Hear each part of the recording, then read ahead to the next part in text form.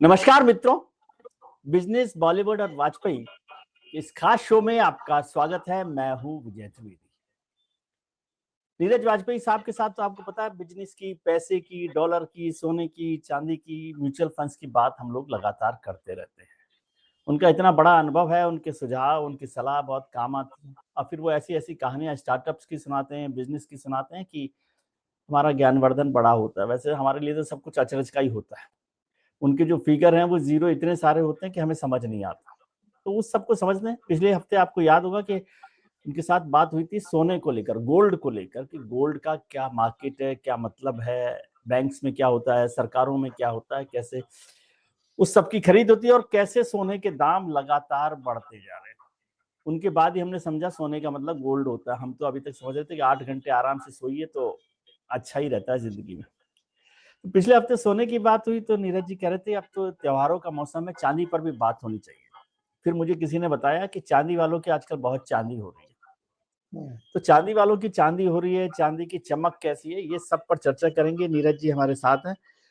नीरज जी बहुत बहुत स्वागत है। नीरज जी का शो आप द एंड शो देखते ही हैं, उसमें बहुत बारीकी से बिजनेस की, म्यूचुअल फंड्स की, शेयर्स की खबरें होती हैं। यहाँ पर वो मुझे ध्यान में रखते हुए मोटी मोटी बात करते हैं। तो नीरज जी, सोना से हमारे को एक नया अर्थ आपसे समझ में आया था कि सोना गोल्ड होता है पिछले हफ्ते। अब आप कर रहे हैं चांदी। हम अभी तक कहानियों में सुनते थे कि भाई उनकी चांदी हो गई आजकल। ये चांदी की जो चमक है और चांदी वालों की चांदी हो रही है, क्या मायने है इसका? चांदी वाले चांदी कूट रहे हैं सर आजकल, चांदी कूट जबरदस्त तरीके से।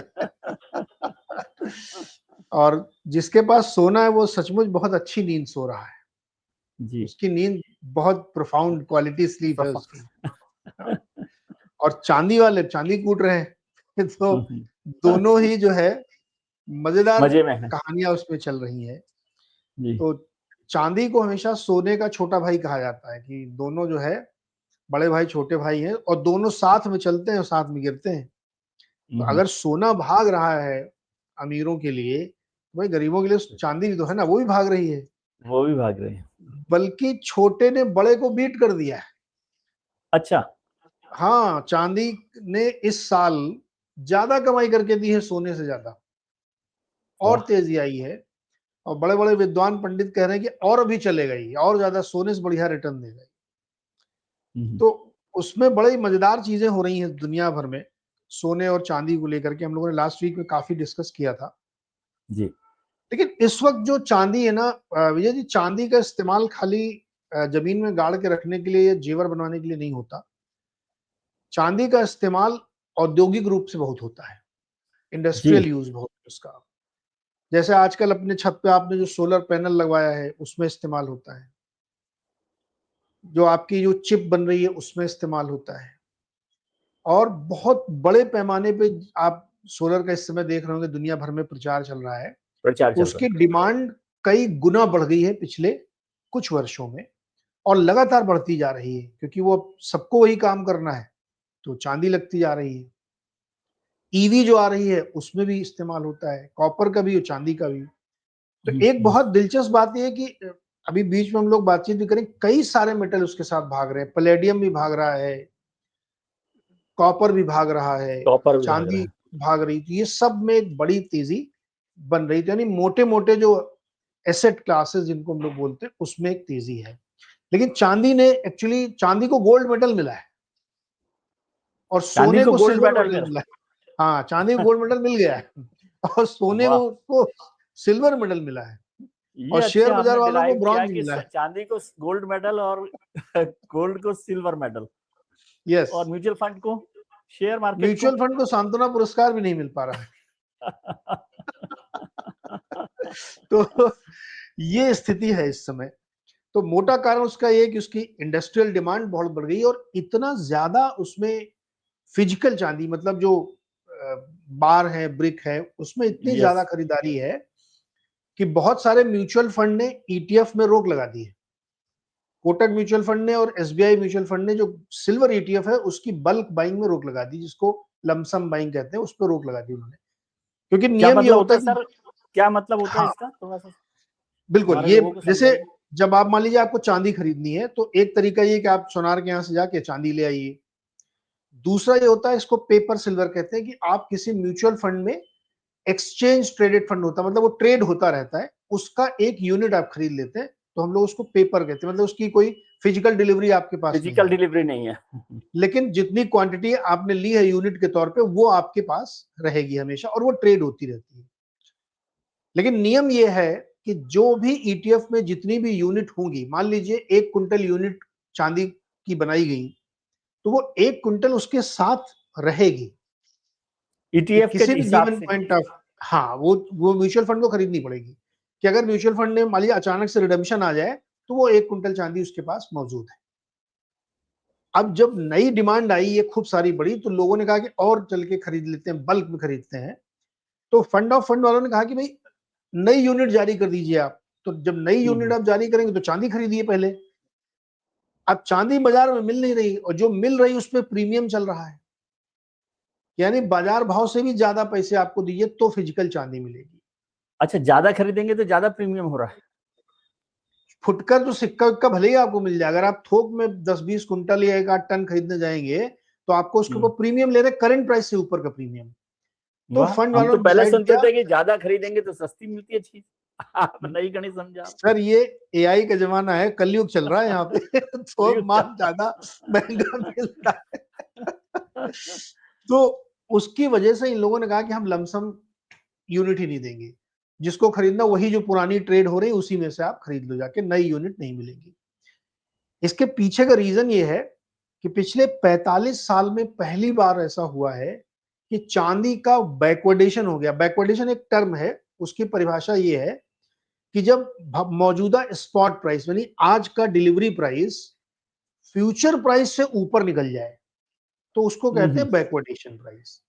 और वो बैकवर्डेशन जब हंट ब्रदर्स ने चांदी वाला कांड किया था 1980 में, उसके बाद से अब जाके वो बैकवर्डेशन में आ गया, यानी आया। चांदी का करंट प्राइस मौजूदा फिजिकल प्राइस फ्यूचर प्राइस से भी बहुत ज्यादा है। हाँ, एक तो जो अब आइडिया ये, होता है, जो सपोज टू हाँ, बी जो है उससे ज्यादा है। करेक्ट, जो फ्यूचर अब आदमी अनुमान लगाता है कि भविष्य में इतना भाव हाँ होगा उतना भाव होगा, जी। उससे ज्यादा करंट प्राइस है, क्योंकि डिलीवरी नहीं है। और ये पूरी दुनिया का फिनोमेना है, ऐसा नहीं खाली भारत में ऐसा हो रहा है। लंदन मेटल एक्सचेंज सबसे बड़ा एक्सचेंज माना जाता है सोने और चांदी का। लंदन मेटल एक्सचेंज में आप जाएंगे या लंदन के व्यापारियों के पास जाएंगे तो फिजिकल चांदी नहीं मिलेगी। बुक कराइए अच्छा। आप, फिर देखेंगे, प्रीमियम दीजिए तो देखेंगे।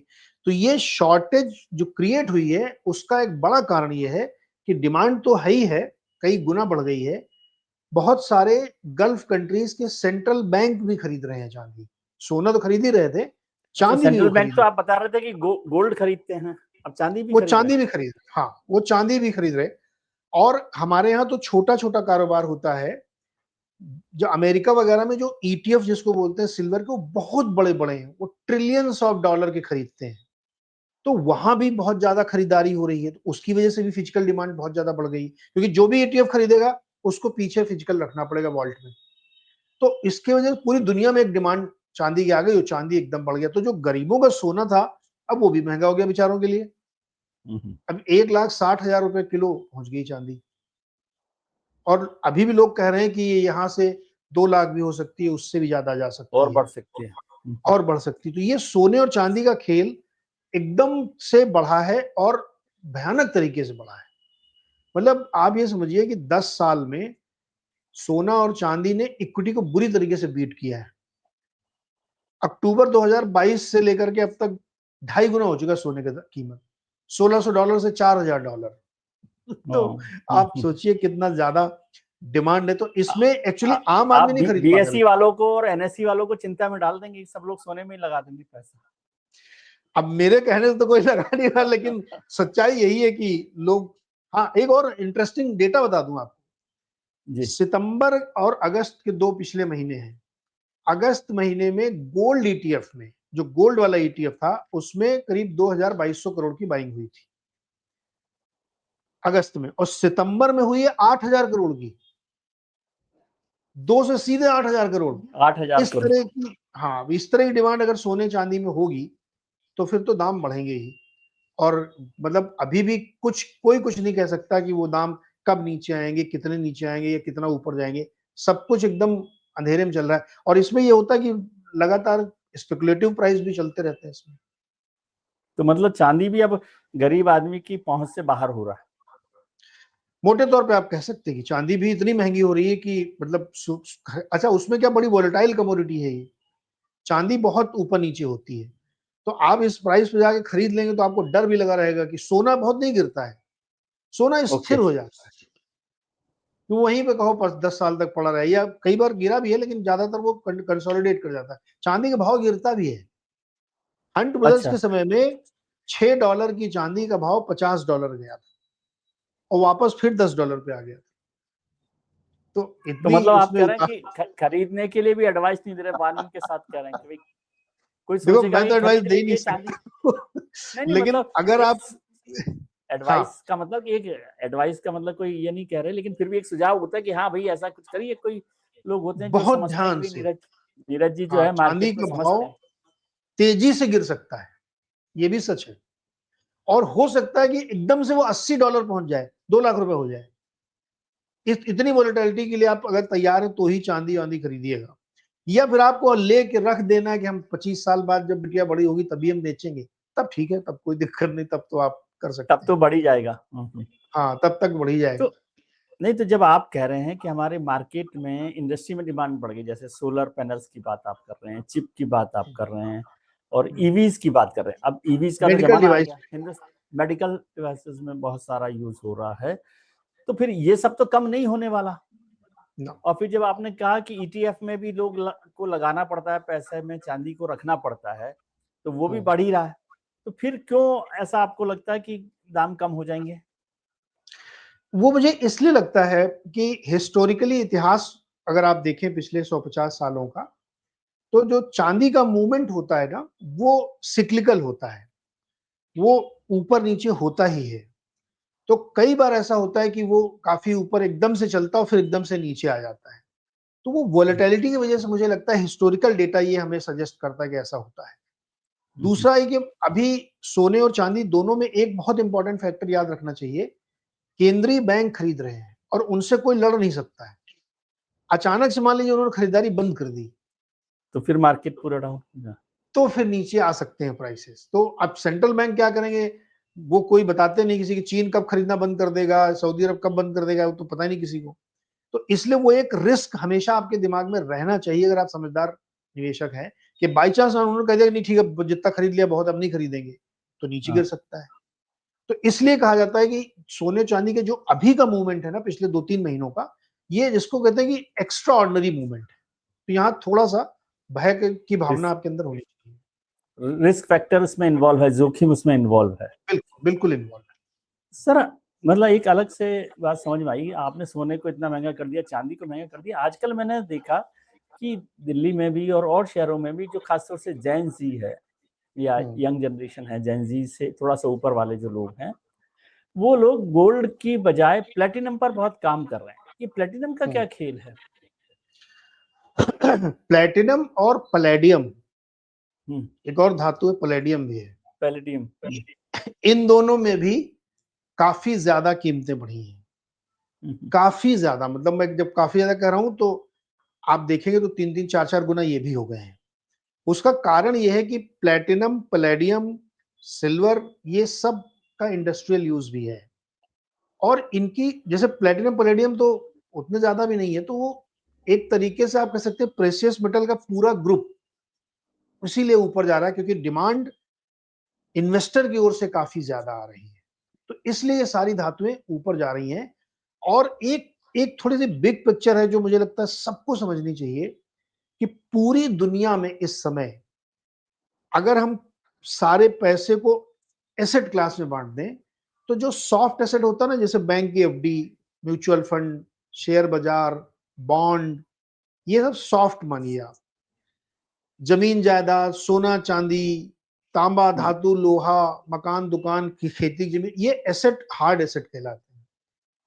एक ग्लोबल हम लोग शिफ्ट देख रहे हैं कि लोग उधर से निकल के थोड़ा इधर पैसा डाल रहे हैं काफी, सॉफ्ट से जैसे हार्ड में। हाँ, हार्ड एसेट में लोग जा रहे हैं, इसीलिए सोना चांदी खरीदी जा रही है। अभी ये भी मैं आपको बताता हूँ क्यों, लेकिन जैसे एक पहले उदाहरण देखिए, मुंबई के इर्द गिर्द जो या अलीबाग है, जैसे पेन नाम की एक जगह है, लोनावला है, करजत है, यहाँ बड़े बड़े फार्म हाउस बिक रहे हैं, 10-10 करोड़ के फ्लैट लॉन्च किए जा रहे हैं, बंगलो बन रहे हैं। अभी 2 दिन पहले खबर पड़ी कि अमिताभ बच्चन जी ने वहां पे 4.5 एकड़ जमीन खरीदी है अलीबाग में, और बहुत सारे हीरो हीरोइन खरीद रहे हैं, अमीर खरीद रहे हैं। तो हार्ड एसेट की तरफ रुझान बढ़ा है, क्योंकि जिसके पास लिक्विड मनी है, यानी पैसा है, वो उस पैसे को हार्ड एसेट में डाल रहा है। क्यों डाल रहा है, यहां पे वो क्वेश्चन का जवाब मैं आपको दूंगा। तो आप अपने दिल्ली एनसीआर में भी देखिए, आपकी बड़े बड़े महंगे महंगे मकान, फार्म हाउसेस, ये काफी काफी तादाद में दिख दिल्ली रहे में हैं। तो उल्टा हो रहा है कि महंगे जो अब फ्लैट्स हैं वो बिक रहे हैं, सस्ते हाँ, फ्लैट्स नहीं बिक रहे हैं। तो सस्ते हमको आपको खरीदने, अपने पास पैसे नहीं है तो कहां से खरीदेंगे? नहीं बिक रहा। आपके यहाँ दिल्ली में तो दिल्ली नहीं बल्कि नोएडा में एक 40, 42, 43 कोई सेक्टर है जहां पे मैंने सुना 4-4, 5-5 करोड़ के फ्लैट लॉन्च किए हैं कंपनी ने। फ्लैट्स, हाँ 4-5 ठीक है। करोड़ के तो मिल ही रहे हैं, लॉन्च क्या किया, अब तो 4-5 करोड़ के हो ही गए हैं नोएडा में। हाँ, अब सोचिए 5 करोड़ का फ्लैट अगर नोएडा में बिक रहा है तो मुंबई तो आप समझ सकते हैं क्या हालत यहाँ होगी। क्या होगा। सो और ये मुझे एक बताया बहुत गुड़गांव में कुछ फ्लैट्स हो गए जिनकी कीमत 100 करोड़ रुपए तक पहुंच गई है पौने गुड़गांव में। 200, पौने पौने 200 सर, 180 करोड़ का फ्लैट हमारे जोमेटो वाले भाई साहब ने खरीदा है वहां पे। 180 करोड़ का। यस। मतलब आप चाहते हो कि मैं कैमेलिया। प्रोग्राम के बीच में बेहोश हूँ। आदत डलवा रहा हूँ आपको ये सब सुना के। कैमेलिया नाम की एक हाँ प्रोजेक्ट लॉन्च किया कैमेलिया। था डीएलएफ ने, उसमें जी। उसमें सब ऐसे ही फ्लैट हैं, 100 करोड़, 150 करोड़, 125 करोड़, ये वाले हैं, अच्छा, ये और 150 बिक रहे करोड़ हैं। वाले फ्लैट में भी पानी तो सड़क पे उतना ही भरता है। भरा था इस बार। तो लोग यही कह रहे थे कि यार ये लेने का फायदा क्या हुआ जब आपके आसपास का इंफ्रास्ट्रक्चर पानी ऐसे ही भर गया, पूरा गंदगी हो गई।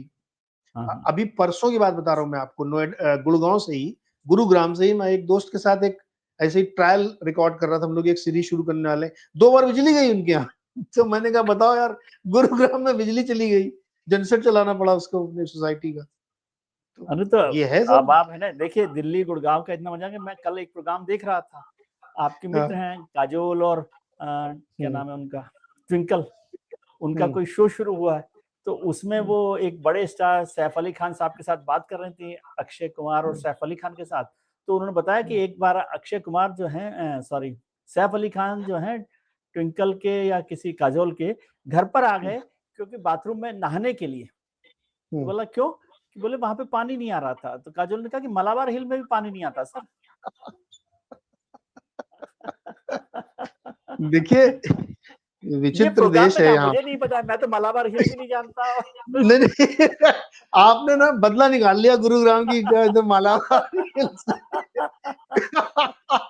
कभी भी इस देश में लेटेस्ट रिपोर्ट ये कहती है कि बंगलुरु में सबसे ज्यादा नवधनिक है, जी। और बंगलुरु को ट्रैफिक की कहानियां आप बहुत ट्विटर पे देखते बहुत ही रहते हैं। भयानक है, हाँ। जी जी जी। तो वहां स्टार्टअप है, पैसा पानी की तरफ बह रहा है, करोड़पति वहां खूब सारे हो गए हैं, लेकिन इंफ्रास्ट्रक्चर वैसे ही है। विप्रो वैसा ही। वालों से कहा गया था कि अपनी अपने कैंपस के अंदर से एक रोड जाती है उसमें हाँ, अलाउ कर चीफ दीजिए। चीफ मिनिस्टर की बात नहीं सुन रहे वहां पे, सुना। अरे वो फिर क्योस हो जाएगा वहां पे, उनका कैंपस ही खराब हो जाएगा। तो मैं तो समर्थन में हूँ कि विप्रो को नहीं देना चाहिए। ये क्या मतलब है कि आप अपना ठीक करो ना, आप हमारे कैंपस को खराब करने में लगे। लेकिन मैंने देखा नहीं कि वो वो खबर भी चली कि चीफ मिनिस्टर साहब ने रिक्वेस्ट किया और वो विप्रो वाले उसको कर नहीं रहे। हाँ, नहीं तो उन्होंने, चीफ मिनिस्टर साहब ने कहा था कि मेरी सिर्फ रिक्वेस्ट है, ये अगर मान ले तो हाँ ठीक है। उन्होंने कहा हाँ, नहीं रिक्वेस्ट। मानने, उसमें देखिए उनका लॉजिक सही था, अजीम प्रेम जी के यहाँ से जो आया था नोटिस, कि इसमें जो यहाँ पे काम हो रहा है ना, उसमें फॉरेन क्लाइंट का काम हो रहा है, कोई गड़बड़ हो गई, कोई सिक्योरिटी रिस्क आ गया, कोई दिक्कत हो गई तो फिर दिक्कत हो जाएगी। तो वैसे भी देखिए, जब कैंपस बना था तब तो ये समस्या नहीं थी ना, तो आप अपनी नहीं टाउन थी। प्लानिंग अपने हिसाब से करो, मेरे कैंपस में क्यों आ गया आप यहाँ बीच से रोड निकाल दो, ये नहीं हो वो सकता। तो वो बेंगलुरु की बात थी, बागपत होता तो बुलडोजर भी होता। बन गई होती, अब तक तो रोड बन गई अब होती, तक वहां पे बन जाती, एक्विजिशन कर दिया बरेली और बागपत होता तो सड़क बन जाती। बन जाती। सर एक खैर चीज और मुद्दे पे आते समझाइए हैं मुझे।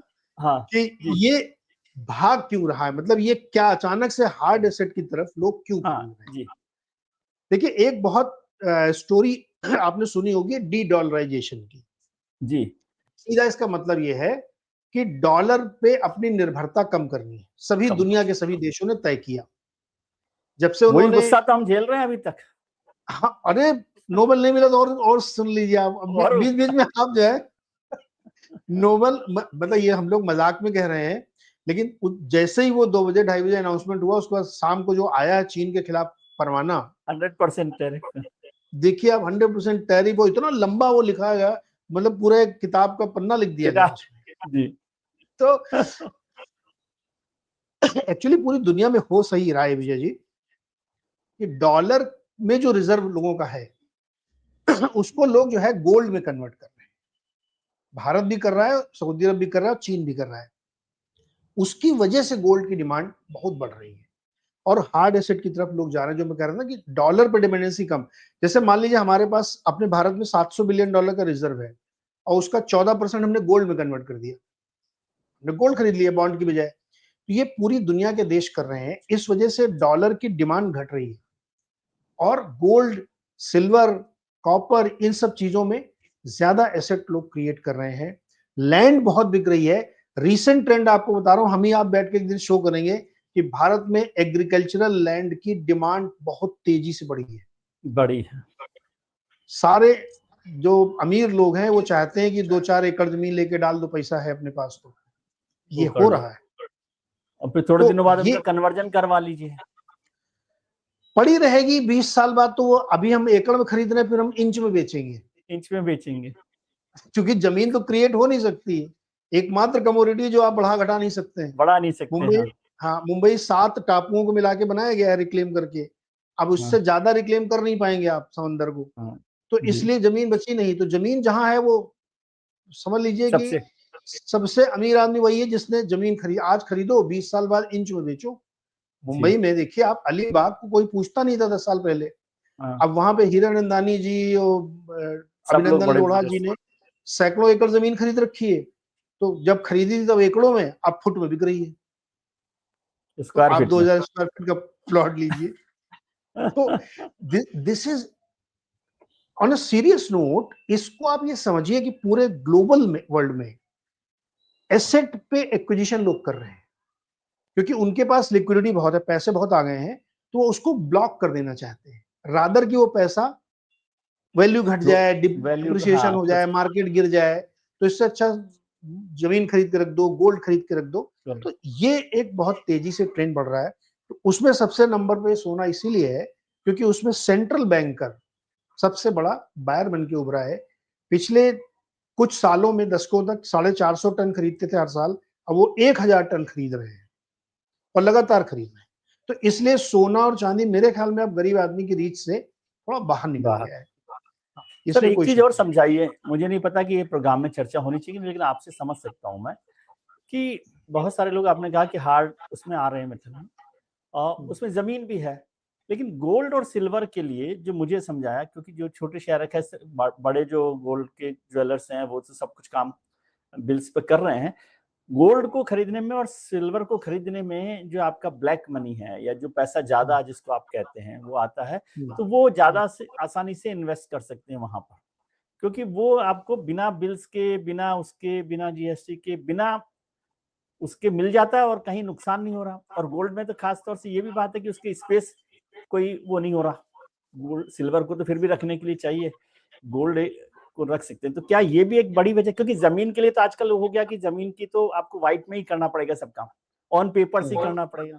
और अब कुछ गवर्नमेंट्स ने, मुझे पता नहीं, बहुत सारी जगह पर ये कर दिया गया कि वो इलाके के हिसाब से उसकी रेट कर दी गई है। तो जो पहले एक जमाने में होता था कि आप बड़ी, जिसकी कीमत 1 करोड़ रुपए है, वो 20 लाख रुपए में रजिस्ट्री करवाते थे, अब वो नहीं करवा सकते। 1 करोड़ के 80 लाख में करवा सकते होंगे, 20 लाख में नहीं करवा सकते। तो लेकिन गोल्ड का ऐसा जो मार्केट है या बाइंग है, वो इस वजह से भी है।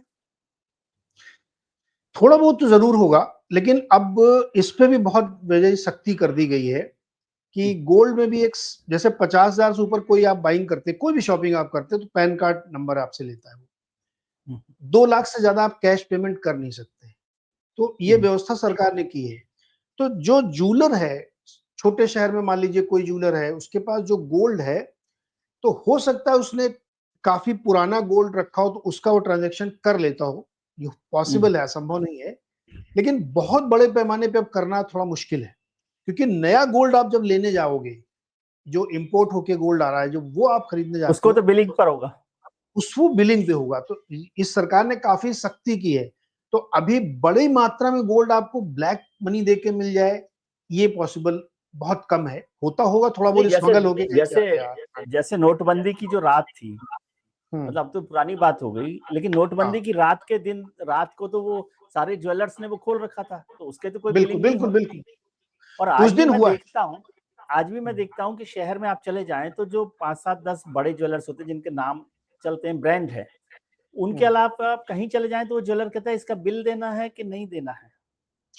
हाँ, वो बताता हूँ सर मैं आपको। उसका खेल ये है कि उस अगर आपने मान लीजिए किसी दुकान पे गए और आपने कहा कि मुझे गोल्ड चाहिए और हॉलमार्क वाला चाहिए, तो आजकल लोग जो भी सुन रहे हैं शो को, वो हॉलमार्क वाला ही गोल्ड खरीदे। सब तो हॉलमार्क वो का। क्या होता है, हाँ, जिससे कि आप जब बेचने जाएंगे तो उसमें ये शुद्धता की गारंटी रहेगी। बिल न देने की बात वो इसलिए कहता है क्योंकि वो जीएसटी नहीं लगेगा उस पे। हाँ और अगर आपने बिल लिया तो उसमें जीएसटी जोड़ के आपको देगा। तो आदमी क्या होता है, उस लालच में कि अरे यार जीएसटी को पैसा और कौन देगा, 3% अभी भी लग रहा है, तो चलो ऐसे ही ले लो, भरोसे का आदमी सोना शुद्ध दे देगा, इसलिए वो करता है। लेकिन बैकएंड में जाके वो बिलिंग करेगा जरूर उसकी, कुछ बचा सकता होगा, लेकिन ज्यादातर की वो बिलिंग करेगा। तो जो रिसाइकल्ड गोल्ड है उसमें तो हो रहा होगा, ये मुझे लगता है। जैसे महिलाओं को 250 ग्राम सोना रखने की इजाजत है बिना बिल का, पुरुष को शायद 100 ग्राम ही है सिर्फ। तो उस तरह से अगर आप देखें, बहुत बड़ी क्वांटिटी हो सकती है गांव में या शहरों में, छोटे शहरों में, तो वो लोग लाइकलीहुड है कि ऐसा हो सकता होगा कि कैश में ट्रांजेक्शन हो जाए। बट नया गोल्ड लाने में अब दिक्कत है। अब वो तो फिर आपको बिलिंग से ही मिलेगा। जैसे तनी बिलिंग जो से। ब्रांडेड दुकान है उसमें तो आपको कैश में कुछ भी नहीं मिलेगा, ब्रांडेड पर तो नहीं मिलता, लेकिन ज्यादातर दुकानों पर। और मैंने छोटी ऐसे दुकानों में देखे मिल हैं, सकता है। कई कई हाँ। बार मुझे भ्रम होता है कि वहां पर गोल्ड की दुकान पर नीरज जी खड़े हैं क्या, क्योंकि वो एक बड़ा सा थैला जिसमें नोट भरे हुए हैं 500 की गड्डियां, वो दे देते हैं। और वो हमें कह रहा है कि 50,000 पर तो आपको बिल लेना ही पड़ेगा। हाँ, तो बिल्कुल। 50,000 हमें क्या बिल लेना, हमारा तो कार्ड से ही देना है पेमेंट। कार्ड से देना है और मोबाइल से देना है पेमेंट। मोबाइल से। तो हाँ, क्वाइट पॉसिबल है कि ऐसा बहुत होता बार होगा। मैंने को बड़ी बड़ी दुकानों पर बहुत बार नीरज जी का भ्रम हुआ कि वो एक बड़ा हाँ, बैग में, काले बैग में। सारी दुकानों में आपको दिख रहा है। हाँ, तो ये क्वेश्चन आपका बिल्कुल वैलिड है। और स्मगल होके अगर गोल्ड अभी भी आ रहा होगा, ऐसा अनुमान करें अगर हम, तो वो पक्का कच्चे में ही चलता होगा कि आप ये स्मगल कैश। वाला भी आपने अच्छा किया, रोज दिल्ली के जो इंदिरा गांधी इंटरनेशनल एयरपोर्ट पर कुछ ना कुछ पकड़े ही जाते हैं कि इतने करोड़ का रोज। सोना पकड़ लिया, कुछ कर लिया, क्रू मेंबर से पकड़ लिया, कोई और आ रहा है उससे पकड़ लिया। तो हमें समझ में नहीं आता कि क्यों आज ये स्मगल करने की क्या जरूरत होती है, जब भारत में और दुबई में कोई बहुत बड़ा फर्क है क्या, आप बताइए। सस्ता सस्ता है सर, सस्ता है। हम्म, दुबई में सस्ता सोना है, ड्यूटी अच्छा। फ्री है ना। तो हाँ दुबई से सस्ता सोना है, भी मिलता है। देखिए जीएसटी लग रहा है, टैक्सेस लग रहे हैं, तो उसकी वजह से डिफरेंस आ रहा है। तो स्मगल होके जा रहा है, उसमें सब पैसा बच रहा है। जैसे अभी अच्छा। किसी ने आपको, मैंने लास्ट वाले शो में बताया था कि वो 1 अक्टूबर की बिलिंग है उसकी तनिष्क की, हम्म। 1,28,700 रुपए उसने एक सोने का सिक्का खरीदा 10 ग्राम का, उसने बिल बनवाया। अब उस बिल को आप ध्यान से पढ़िए तो उसमें 15,000 रुपए मेकिंग और जीएसटी के मिला के हैं। तो अगर आप वो 15,000 में 7,500 जीएसटी के थे, 7,500 रुपए आपके बच गए।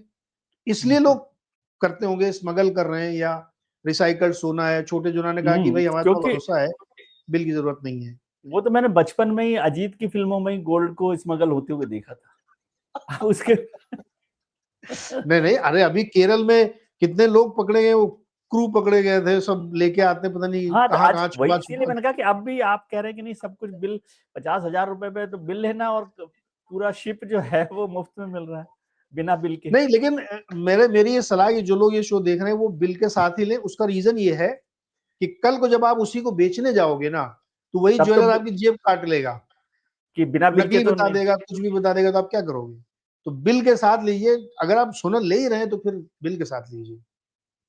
चलिए, खैर हमारी तो चिंता नहीं है, ये हमारे पास ना बिल के लिए पैसा है ना बिना बिल के पैसा है। Exactly exactly। मैंने सोना तो अब सचमुच, अब सर मतलब खाली खबरें हम लोग कर सकते हैं, सोना खबर तो खबर मतलब बहुत इसी में खुश हो जाते हैं कि बात कर ली आधा घंटा हमने। बात कर ली। हाँ, करेक्ट। चलिए सर, और एक अब इंटरेस्टिंग कहानी बात, पर पहले एक कल हमारी किसी से बात हो रही थी तो उन्होंने कहा कि स्वर्ण भस्म खाते थे पहले राजा जी, महाराजा लोग ना। जी। हमने कहा आजकल खाते हो गया क्या? कोई भी खाता हो गया, स्वर्ण भस्म कैसे मिले, इतना महंगा हो गया है। बोले अब नहीं, अब तो भ्रम पैदा किया जाएगा कि इसमें कुछ स्वर्ण भस्म टाइप की चीज हो है। सकता है वो पेपर गोल्ड का भस्म बना उसको जला के सही बात है। चलिए, तो अब बात करते हैं सर स्टार्टअप की। क्या कहानी आप सुनाना चाहते हैं? आज की स्टोरी भी एकदम अपनी वैसी ही है, जो अपने अगल बगल आप देखते हैं, और कोई एक आदमी उसमें से निकलता है और उस बिजनेस को बड़ा कर देता है। बहुत सारे लोग उसमें शर्म में, संकोच में और या सोच नहीं पाए, उसकी वजह से होता है। आज टंबल ड्राई की कहानी है। टंबल ड्राई एक लॉन्ड्री की दुकान है, कपड़े हम्म, धोते हैं। तो अब ये सोच के ही लगेगा अरे यार ये भी कोई बिजनेस हो सकता है क्या? आज की तारीख में भी 96% ये इंडस्ट्री अनऑर्गेनाइज्ड है, यानी वॉशरमैन के पास या एकदम छोटी मोटी कोई इंडिविजुअल कोई कर रहा होगा। जी, ऑर्गेनाइज्ड प्लेयर के पास सिर्फ 4% बिजनेस है, और ये जी। 7th लार्जेस्ट इंडस्ट्री है इंडिया की इन टर्म्स ऑफ वैल्यू, कि कितना बड़ा बिजनेस है ये। तो ये जो गौरव निगम नाम के एक व्यक्ति थे, वो 2019 में उन्होंने ये चीज महसूस की कि यार जो कपड़े धो के आते हैं, आप कभी धोबी घाट में जाके देखिएगा, तो वो बहुत गंदा पानी होता है, डिटर्जेंट भी पता नहीं कौन सा यूज करते डिटर्जेंट। हैं। तो उन्होंने ये जज किया कि यार इसको अगर थोड़ा सा स्टैंडर्डाइज कर दिया जाए तो बहुत अच्छा बिजनेस बन सकता है, और इतनी बड़ी इंडस्ट्री है तो इसमें काफी काम हो सकता है। तो उन्होंने इसको लाके चाइना घूमने गए। चाइना, ऐसा चाइना इस मामलों में ना, स्केल अप में आदर्श है हर आदर्श। प्रोडक्ट के लिए। हाँ, आप चाइना घूम के आओ ना, तो आपका दिमाग भी खुल जाएगा, उतना बड़ा दिमाग स्केल अप हो जाएगा। तो वहां उन्होंने देखा कि कम्युनिटी लॉन्ड्री है वहां पे, बड़ी बड़ी मशीनें लगी हुई हैं, बढ़िया पानी आता है, अच्छा डिटर्जेंट, कपड़े धोइए, सब ठीक ठाक। तो उन्होंने कहा इसको कमर्शलाइज कर सकते हैं। तो उन्होंने फिर ये बिजनेस बनाया टंबल ड्राई का, और इसको बढ़िया चला। अब चल तो गया, लेकिन ये ऑपरेशन हैवी बिजनेस है, क्योंकि इसमें कपड़ा धोया जाएगा, मशीन लगेगी सुखाने के लिए, फिर वो प्रेसिंग होगी, सब तमाम चीजें होंगी। हम्म, उसको इन्होंने कैसे हल किया कि ये ऑपरेशनल हैवी, इसमें कैपिटल कम लग रही, ऑपरेशन हैवी है। तो हम्म, उन्होंने ऑपरेशन हैवी बिजनेस को फ्रेंचाइज मॉडल पे ले गए, हम्म, कि अलग अलग लोगों को फ्रेंचाइजी दी, और फिर उन कम कम। लोगों ने हम्म, इस बिजनेस को काफी बड़ा बनाया। और आज 500 शहरों में टंबल ड्राई की दुकान है। जूते भी वो धो देते हैं, कपड़े भी चिकन धो देते बिजनेस हैं, है। और लगभग 150 करोड़ रुपए का उनका सालाना रेवेन्यू हो चुका है। और ये बिजनेस मुझे लगता है बहुत ग्रो करेगा, क्योंकि हम सब में से कोई व्यक्ति शायद ही ऐसा होगा जिसको कपड़े धोने में मजा आता हो। सबसे ज्यादा जोर आता है। पहले एक जमाना होता था कि सब लोग अपना वो साबुन के लेकर और कपड़े धोया करते थे, और अब महिलाओं नहीं की आधी धोते। जिंदगी या तो रसोई में निकलती थी या कपड़े धोने में निकलती थी। एक बार मैं राइट। सिंगापुर गया था करीबन 2000 में। तो वहां एक स्टेशन का नाम मैंने देखा, धोबी घाट। तो मैं बड़ा हैरान हुआ। फिर वहां देखा कि हाँ वो बड़े प्लान तरीके से धोबी घाट ही था वो, हाँ लेकिन वो प्लान तरीके हमारे यहाँ का जैसे धोबी घाट होता है वैसा नहीं था। फिर मैंने सुना हाँ। कि यूएस में भी ये जो कहना चाहिए कि कमर्शियल तो नहीं है, लेकिन वो सोसाइटीज में बड़ी बड़ी मशीन्स लगा रखी हैं, सब लोग अपने कपड़े देकर वहां पर उसको राइट। करवा लेते हैं। तो हाँ। लेकिन ये तो बड़ा बिजनेस है कि मतलब धुलाई धुलाई से भी आप अपनी किस्मत चमका सकते हैं। कपड़े तो चमका ही और सकते हैं। विजय जी, ये बहुत ही कम पैसे हाँ। में बिजनेस हो सकता है, ये बहुत देखिए, कम एक पैसे। हमारी बिटिया है, हमारी बिटिया की बिटिया है, अमाना। अच्छा, हेलो। ये हाँ, आप इनको जान लाइए कि जब हमने हमारा चैनल शुरू किया तो सबसे हाँ पहले इन्होंने, मुझे नहीं आता था, हाँ। इन्होंने कहा कि आप चैनल को सब्सक्राइब कीजिए और लाइक कीजिए। ये अभी 2.5 साल की है। अरे वाह। Very good, very good. हमारा अंकल हेलो। कहते थे। ये हमारा जो एम्बेसडर है ना, ब्रांड एम्बेसडर हमारे चैनल की, वो अमाना। वो ये, अरे वाह, वेरी गुड। चलिए सर, बहुत सुंदर। थैंक यू, बहुत अच्छा लगा। जी। ये जी। बात हुई है, तब धुलाई से किस्मत चमकाई जाए। धुलाई से किस्मत चमकाइए। यस।